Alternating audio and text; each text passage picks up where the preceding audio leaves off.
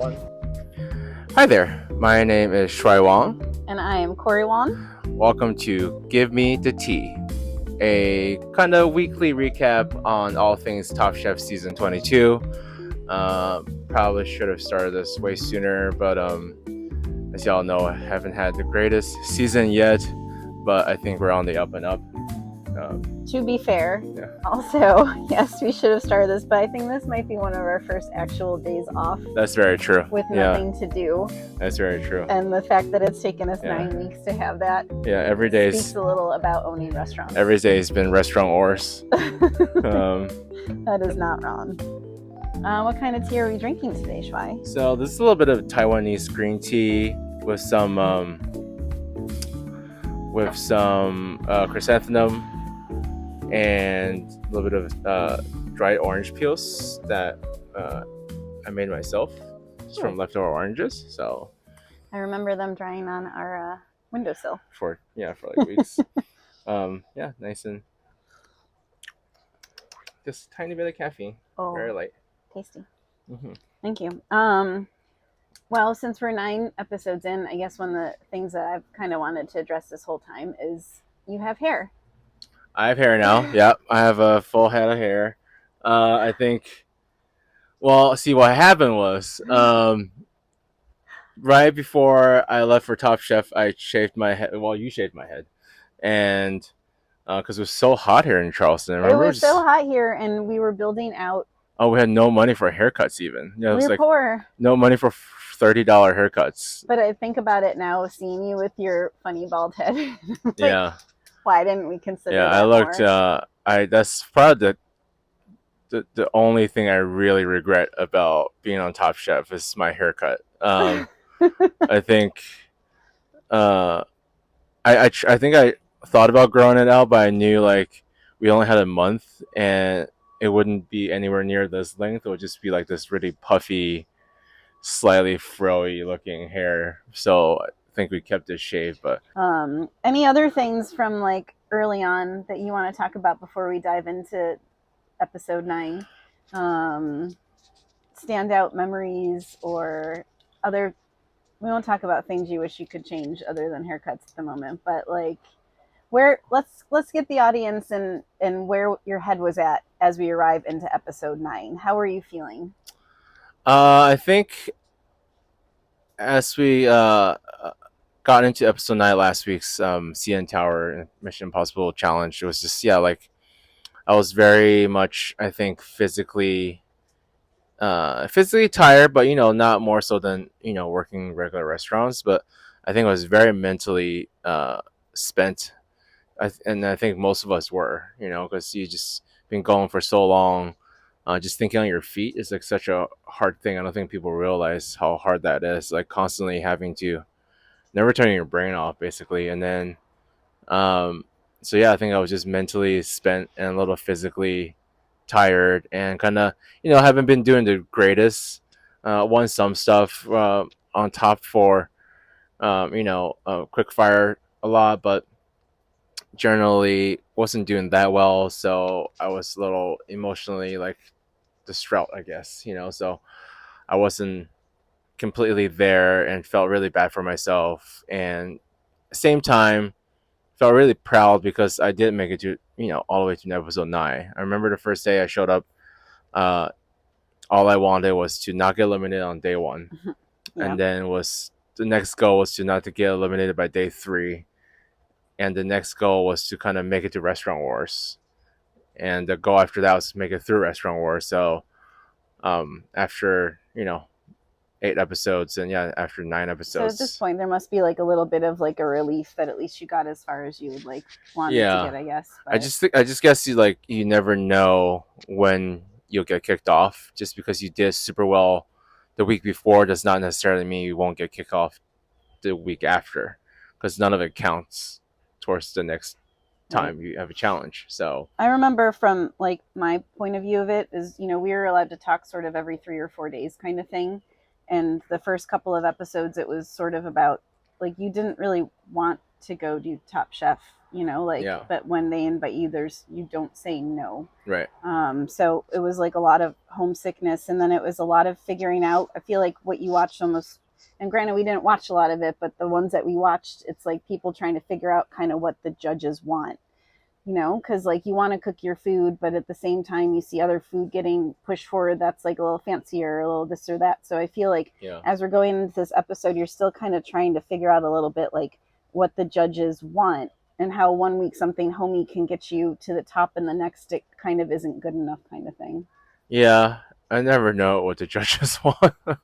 uh, Even till today, I feel like after going through Top Chef, I still it's just the challenges are just so different. I think each episode that the criteria for judging is very different every episode, and I think you can't go one way or the other, or just or be in one lane almost. You know, you can't just do fancy all the time, and then you also can't do homey all the time. So it's just a constantly, again, just thinking off your feet and not knowing what's the right decision, and knowing that decision can either win you $10,000 or give you immunity or send you home. What did you think about them subtracting even less time for the muscle challenge? That was crazy.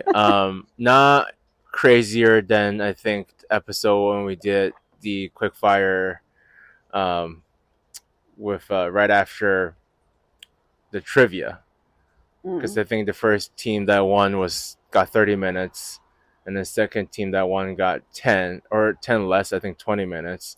I think the third team only got 15 minutes. Yeah.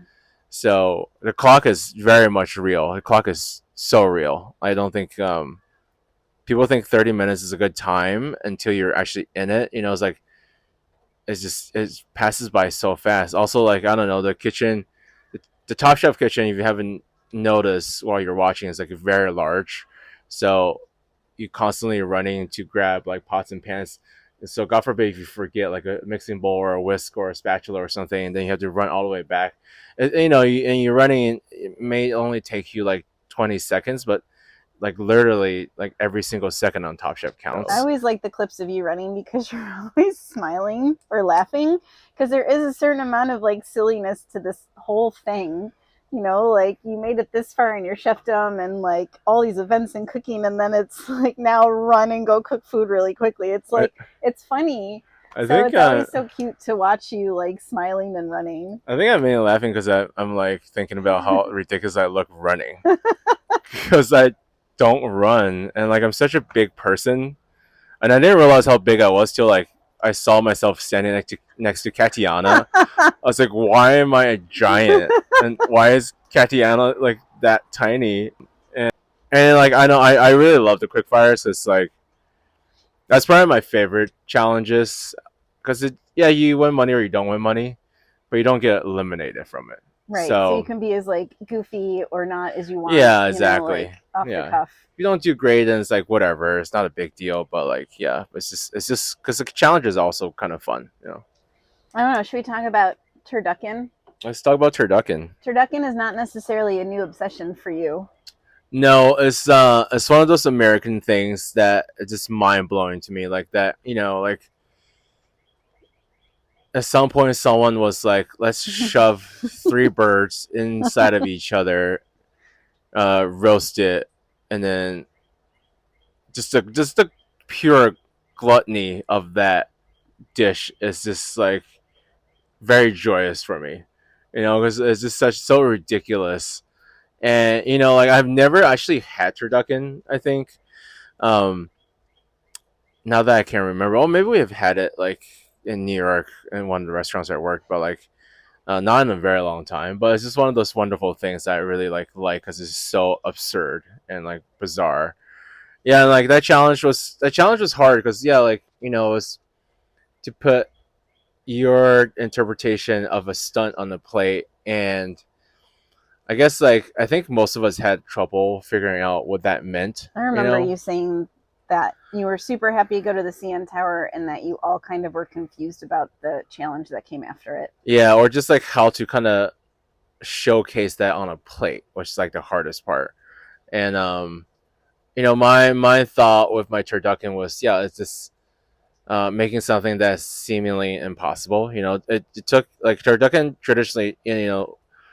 You debone 3 birds and you shove it in each other, and it takes a while to prep. Where like I had to, take a chicken, remove the skin very carefully in one large piece, debone the whole chicken, make a turkey mousse, and then kind of butcher the duck breast, like removing the skin, and then laying out a perfect, like almost rectangle of that skin, gluing the chicken back onto it, then gluing the turkey mousse on top of that, and then gluing the duck to the turkey mousse, and then and then using meat glue. Well, not those of you who don't know, there's a thing out there called meat glue where it's like all natural. It adheres proteins together. So I glued it all together and then I rolled it into a roulade and then poached it. And if you don't roll it tight enough or you don't poach it just correctly, so what can happen is 2 things: is that the skin often bursts and rips when you fry it, um, if you're not rolling it tight enough. And also, if you're not rolling it tight enough, when you cut it open, it's just this mess instead of this really nice tight circle.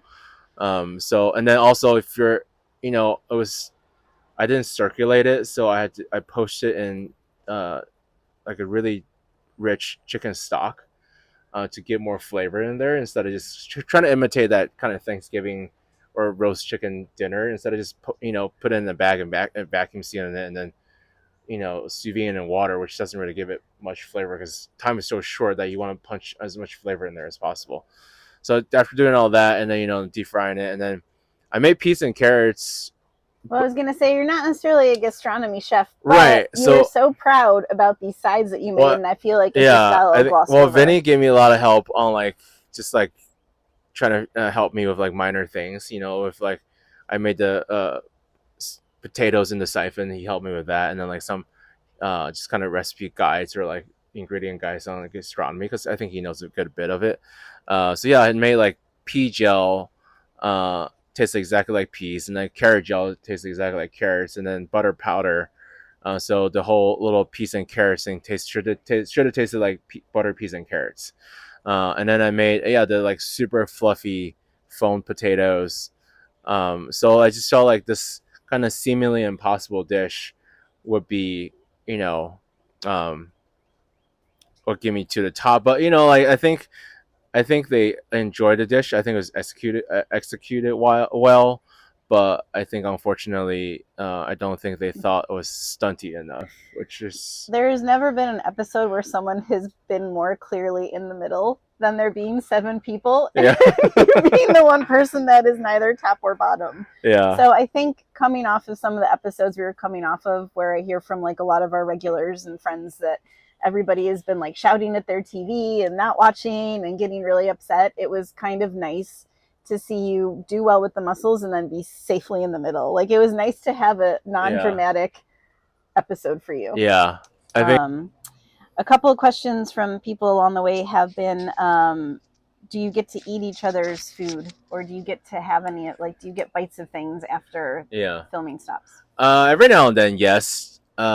It's just everything happens so fast, and then like you wanna, you try to save as much as you can, and like we try to go to each other's stations, just kind of taste as much as we can, but it doesn't always happen because you're just kind of on to the next thing. So, it was just, for example, episode this last episode, I didn't see anyone's food at all. So, it's like for maybe Tristan and Vinny's because we presented together, but I didn't get to see Massimo's or Cesar's or Bailey's.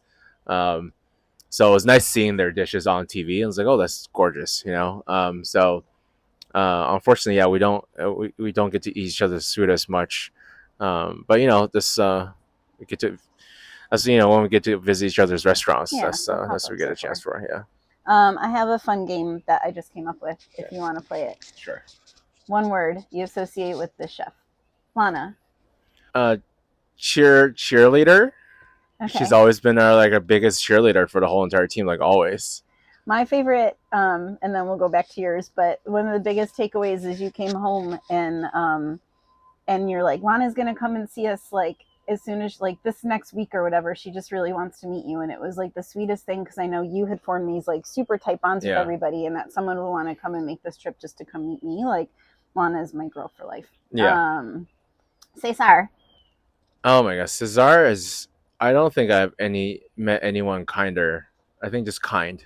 The word would be kind. I don't think I've met anyone so kind in my whole entire life. Just so genuine too. And that boy, like he's like a chef and a farmer, and like I'm pretty sure he can run like 12K, like without like breaking a sweat. Let's do Vinny. Goofy. I think. I don't think. I think you get a little bit of it watching Top Chef. When you first meet Vinny, he's very like the first day we met, like, uh, I think that first hour, no one really spoke to each other because we were in silence mode. But once you get to know him better, he's just so goofy. And, like, yeah, just such a great guy. Bailey. Oh, such a sweetie pie. Uh, I think badass. I want to say badass is the word for Bailey. You know, Bailey started off on Top Chef as a totally different person than when she came out. Uh, we've always joked that prison has changed her, meaning Last Chance Kitchen. So I think she came out just like crushing like all the challenges and so confident, and, like, just very very talented. Tristan. First word that came to my head was encyclopedia, because Tristan is just. I've never met someone with so much knowledge of like so many different cuisines at the same time. I think he's traveled a lot. I think he was, yeah, in a military family, right? So he traveled a lot, cooked in a lot of different places, um, all over the world. So he's just this wealth of knowledge of all different cuisines. So learned a lot from him for sure. I'm very glad, yeah, that we met, because we can just keep sharing these knowledge. Yeah. Yeah. And Massimo. I think Massimo is just emo.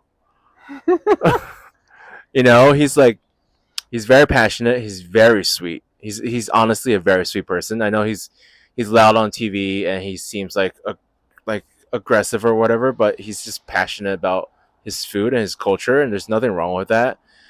And yeah, he's very emo because like he's not winning or whatever. He gets like he gets very hard on himself. I think that's why he gets so mad, because he's hard on himself, because he's a very talented person, but like so is everyone else. He reminds me of like a very emo like me back in high school, just like getting down on himself and feeling sad and upset. But then he's also very sweet, and then, like, he just cares. But yeah. Yeah, I think it's cute. Everyone calls him Massey, and maybe that's like, oh, Hi. golly, don't ruin the shop, big guy. Yeah. Who were you most surprised to see get the boot? I mean, a lot of people, honestly. I mean, I was surprised when Zubair got kicked off. I was surprised when, I mean, Katiana got kicked off. I'm like, holy crap, Katiana is very talented. Everybody, Corvin, like all of them. Like, it's just, yeah, like, it's not real cooking, right? It's you're under this whole different umbrella of pressure that doesn't really showcase who you are as a chef. And at the same time, it's like, yes, like, part of me keeps thinking, yes, it's called Top Chef, and the challenges are the challenges, right? So if you can produce super high quality dishes underneath that pressure, that's pretty incredible. But yeah, like, you just don't. He's always surprised when someone gets kicked off, because like they're all so talented. What is the most same thing to actually cooking that's on the show? Like what feels familiar about being on the show versus an actual restaurant?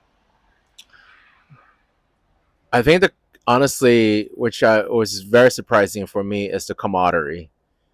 It feels like a real kitchen. Yes, you're all cooking different dishes, so it's like, so, but the camaraderie is very much there. It's like helping each other. Like, if we have someone needs sugar, and someone has extras, we will absolutely borrow it, or just something in our box of things that someone can use be helpful for their challenge, we will absolutely lend that to that other person. Well, I've heard y'all say that Uh, you shared money a little bit too. If somebody had leftover money oh, and for needed sure, to yeah, like buy because something at Whole yeah, Foods. because we all know Whole Foods is not cheap. Whole Food Market, it's not cheap, but and so yeah, if we have extra monies, yeah, like because I think at some point we all agree we want to beat each other at our best.